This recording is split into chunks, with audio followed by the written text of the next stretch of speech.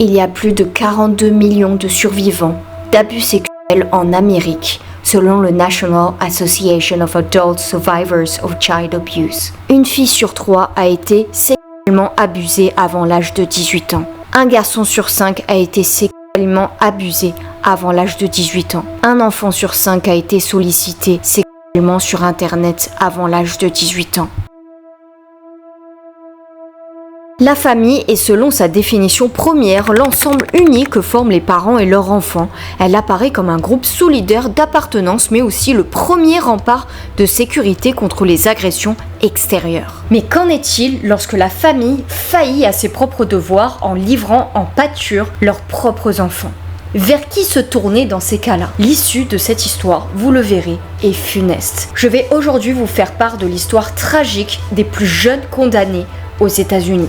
Hey guys, j'espère que vous allez bien. Eh bien moi ça va très bien, merci beaucoup. J'ai été un petit peu absente, il faut le dire, ces temps-ci, car j'étais en pleine révision de mes examens de criminologie, donc je m'en excuse, mais j'étais en pleine écriture en même temps de ce script. Et si vous vous demandiez auparavant quelles étaient ces études, eh bien cette chaîne est un énorme indice. Je suis Nathalie Cat, étudiante en criminologie, et j'essaie de publier chaque semaine des histoires insolites, des affaires criminelles non traitées dans le YouTube francophone.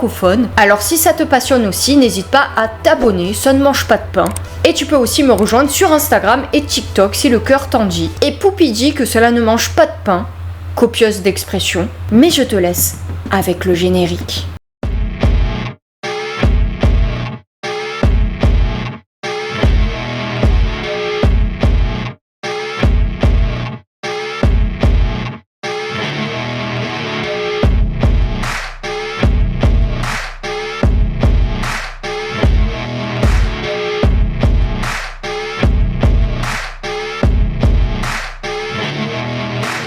Nous sommes en Alabama et Catherine est née le 6 juin 1985, une Gémeaux comme moi, et c'est une jeune fille de 13 ans. On la surnomme Munchie. C'est un bébé prématuré à cause des violences que son père faisait subir à sa mère pendant sa grossesse, et son frère Curtis, le Benjamin, n'a qu'1 an de moins qu'elle et est né le 31 mai 1986, ce qui fait également de lui un Gémeaux. Je vous promets, j'arrête.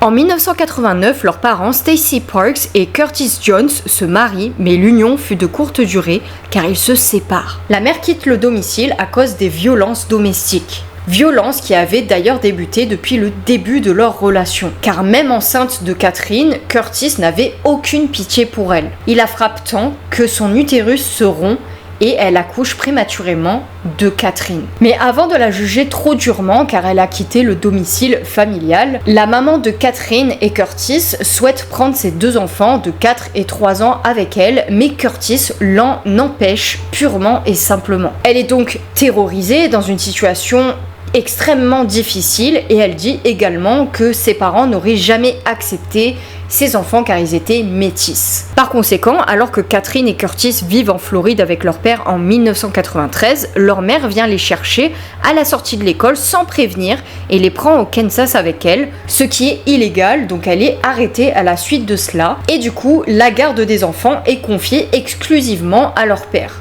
Et c'est à partir de là qu'un drame va se produire à de nombreuses reprises. Une sombre histoire.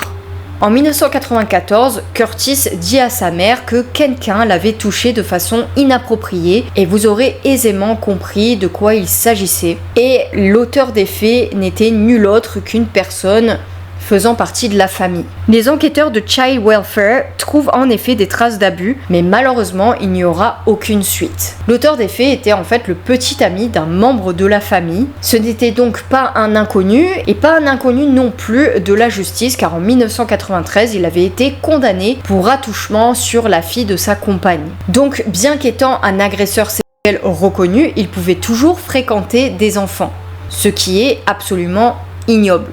Et en plus de cela, lorsqu'il venait chez les Jones, on lui donnait la même chambre que Curtis. Je ne sais même pas comment c'est possible. Et en 1996, le Child Welfare ouvre une autre enquête après de nouvelles plaintes de Curtis, mais il n'y aura malheureusement aucune suite. En 1998, Catherine a 13 ans et elle fait une fugue. Et sa professeure appelle la police en disant qu'elle a été victime d'abus de la part d'un membre de sa famille. Et il s'avère, comme vous vous en doutez, de la même personne qui a abusé de Curtis. On trouve aussi des traces d'abus sur Catherine, mais malheureusement la garde n'est pas retirée à leur père. Donc les abus vont se poursuivre, continuer, sans être punis. On ne retire pas la garde au père, estimant que ce n'était pas suffisant.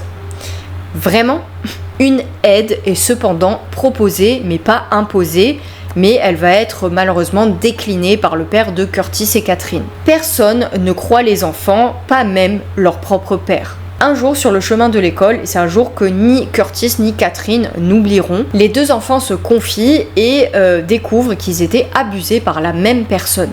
Je n'arrive même pas à imaginer ce qu'ils pouvaient ressentir en cet instant, l'horreur mélangée à du soulagement, je ne sais pas. Ils devaient être en proie à des sentiments totalement contradictoires et indescriptible. Des jours plus tard, alors que Catherine était tranquillement dans la salle de bain, la même personne va entrer et abuser d'elle.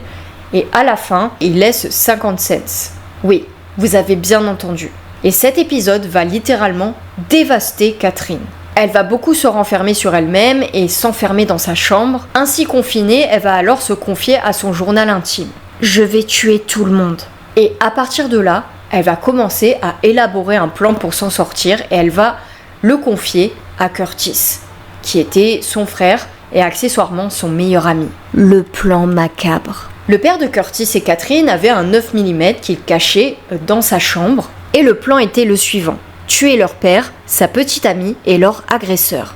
Ces adultes qui les avaient fait tant souffrir. La date fatidique, le 6 janvier 1999, le père des enfants est absent de la maison mais sa compagne est bien présente. Catherine et Curtis voient alors une brèche, une opportunité de mettre à exécution leur plan. La copine de leur père devrait mourir en premier. Le père suivrait, ainsi que l'agresseur qui était censé venir dans la soirée. Car oui, l'horreur, ce dernier venait toujours régulièrement. La scène horrifique commence donc autour de la table du dîner et l'arme reposait sur les genoux de Curtis. Le jeune garçon lève alors le pistolet et tire 2 fois dans sa poitrine. Catherine se saisit de l'arme et tire 2 autres fois sur la petite amie de leur père. Immédiatement, les 2 enfants prennent peur, réalisant avec horreur ce qu'ils avaient fait. Ils tirent alors le corps inanimé dans la baignoire et mettent de la javel sur les traces de sang. Ils nettoient aussi l'arme et Curtis, selon les dires de Catherine, commence à devenir hystérique. Il avait du mal à croire ce qui s'était produit. À partir de là, impuissant et ne sachant que faire, il court vers la maison de l'ami de Catherine, ce qui devait être un endroit rassurant pour eux après l'horreur. Ils déclarent alors à cet ami qu'ils avaient tué accidentellement la petite copine de leur père. Et la mère de l'ami de Catherine va leur dire d'appeler la police. Les 2 enfants qui cherchaient du réconfort se retrouvent tétanisés et courent vers une zone boisée pour s'y cacher. J'ai lu également que les 2 enfants avaient appelé la police afin de reporter le meurtre comme un accident, avant de s'enfuir de la maison et de se rendre chez la meilleure amie de Catherine, puis chez un autre ami. Catherine tente vainement de calmer son frère, mais la police va rapidement débusquer les 2 enfants de la forêt, enfin de la zone boisée, car 2 enfants de 12 et 13 ans sont facilement trouvables. Le procès.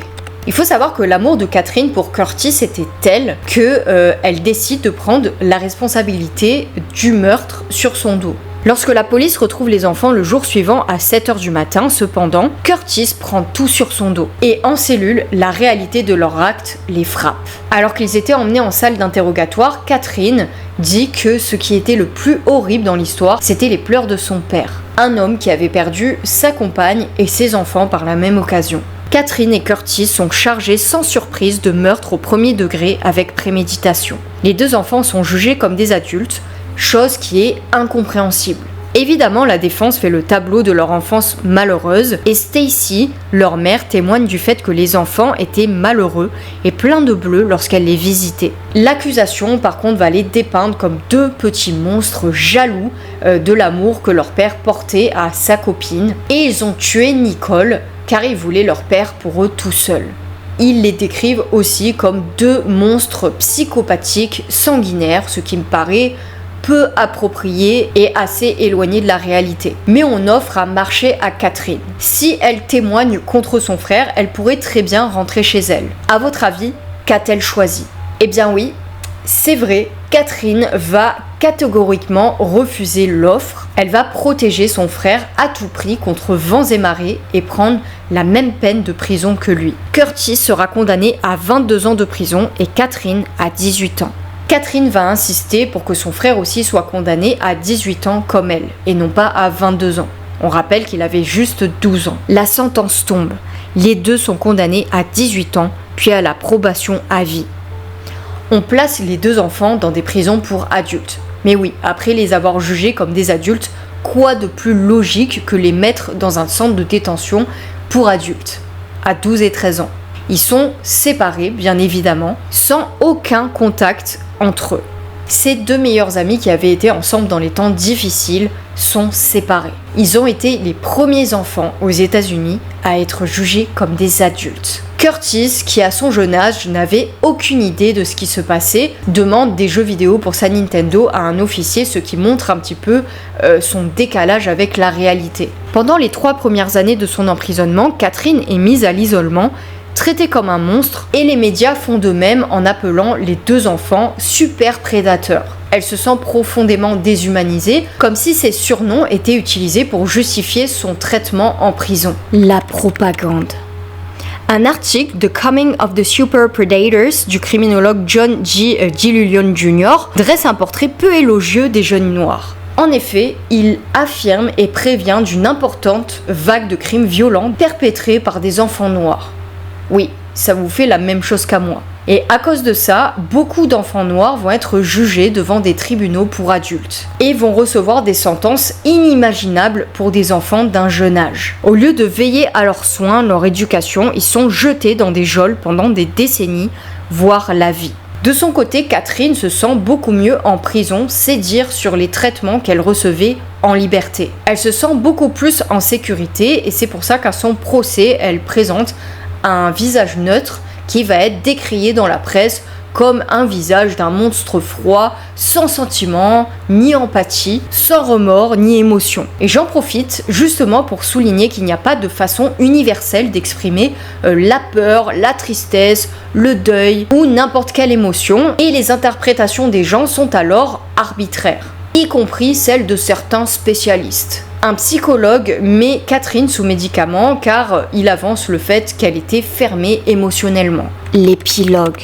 Catherine commence à s'ouvrir seulement 5 ans après son incarcération, elle commence à réaliser les faits. Elle rencontre en prison un homme, Ramus Fleming, qui est un officier de la marine et se marie avec. Il commence à lui écrire à la suite de la lecture de son histoire dans le Florida Today. Belle histoire. Et c'est à l'âge de 30 ans, en 2016, que Catherine sort finalement de prison. Sa vie aura été marquée par l'isolement, tant dehors qu'en détention. Elle est aujourd'hui maman de 2 enfants et j'ai eu la chance de lui parler. Et elle est heureuse actuellement et soutient activement la condamnation juste pour les enfants, chose qu'elle n'a jamais eue. Même si la vie est compliquée pour elle aujourd'hui, elle a quand même la joie d'avoir construit une famille. Curtis sera à son tour relâché 1 an plus tard. Cette histoire est l'exemple d'une injustice de 2 enfants jugés comme des adultes. Et on rappelle que la majorité aux États-Unis est 21 ans et non pas 12 et 13 ans. Ils n'ont jamais été sauvés par le système qui les a laissés au bras de leurs bourreaux. Il y aurait tant de choses à dire sur cette affaire qui est, à mon sens, une des plus révoltantes de ma chaîne et je pèse mes mots pour ceux qui connaissent bien mes affaires précédentes. Mais comment évoquer cette histoire sans parler du traumatisme subi par la victime? Dans l'imaginaire et l'inconscient, page 171, François Cross dit qu'il a fallu beaucoup de temps et la forte diffusion du livre de M.F. Irigoyen pour que les harcèlements sexuels et moraux soient enfin pris au sérieux et quelquefois sanctionnés dans les administrations et les entreprises par exemple. De même, les abus sexuels et les violences sur mineurs sont depuis quelques années objets de suites judiciaire malgré un nombre important de classements sans suite. La pénalisation étant indispensable pour que la victime s'en sorte un peu moins mal. Et ici, on constate que tous les appels à l'aide des enfants n'ont pas suffi à les sauver, car ils n'ont pas été pris au sérieux et la garde n'a pas été retirée à leur père. Selon le psychologue clinicien Philippe Génuy, le stress post-traumatique dans l'enfance va se poursuivre de façon différente selon les personnes toute leur vie. Il y a des facteurs de résilience selon les individus qu'elles rencontreront, selon le fait qu'elles leur donnent ou non la possibilité de s'exprimer et d'être écoutées. Lorsque la mère prend par exemple le parti de l'enfant, cela ouvre la question de la résilience et il peut évoquer des choses par le langage et par le comportement. Et s'ils ne sont pas entendus, le psychotraumatisme va durer beaucoup plus longtemps dans leur vie. Dans la vie adulte, le traumatisme peut se traduire par une question d'hypervigilance ou d'hypersensibilité. Il y a même des cas de développement physiologique et même neuronaux différents chez certaines victimes. Tout dépend des personnes et de l'histoire qu'elles vont rencontrer en tant qu'adultes. De la même façon que le cerveau se reconstruit à travers la plasticité neuronale, il peut aussi se détruire après un acte de pédophilie. Étant donné que le corps dirige le cerveau, il va y avoir des influences. La maltraitance dépassant l'acte, il suit la victime sur de nombreuses années. Les effets de la maltraitance se retrouvent de la même manière chez les personnes incarcérées. La sensorialité va être prise par le cadre carcéral des murs et la physiologie des prisonniers va être impactée. Chez les enfants, cela va être encore plus probant. Le risque de détérioration va être important avec une carence affective, émotionnelle, d'amour parental et des modes de sociabilité. Cela joue aussi sur la corporalité et peut se détruire avec les années.